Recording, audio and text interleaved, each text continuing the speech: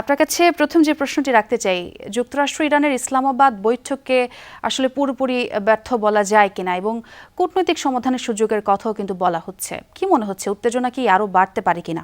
আমাদেরকে স্মরণ রাখতে হবে যে 1979 সালের পর থেকে মার্কিন যুক্তরাষ্ট্র এবং ইরানের মধ্যে এটা কিন্তু ছিল হাইয়েস্ট লেভেলের একটা আলোচনা, যেখানে মার্কিন যুক্তরাষ্ট্রের ভাইস প্রেসিডেন্ট নিজে যোগদান করে এবং ইরানের স্পিকার এবং পররাষ্ট্রমন্ত্রী মহোদয় নিয়ে অংশগ্রহণ করে। তো এখন আমার ধারণা 4টা বিষয়ে এগ্রিমেন্টটা হয় নাই।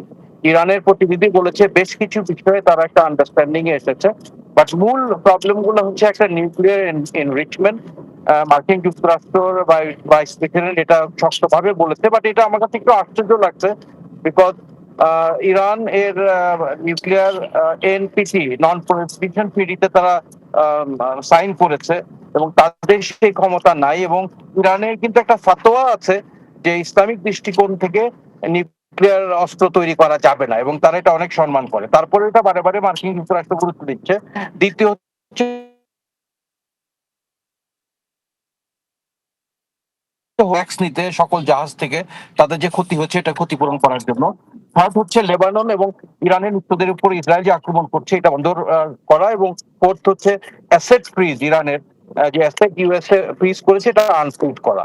এই 4টা বিষয় মূলত কোনো সমাধান হয়নি, বাট আমি মনে করি যে it is not a complete failure. এই লেভেলের আলোচনায় তারা বসেছে, ইট ইজ এ প্রোগ্রেস।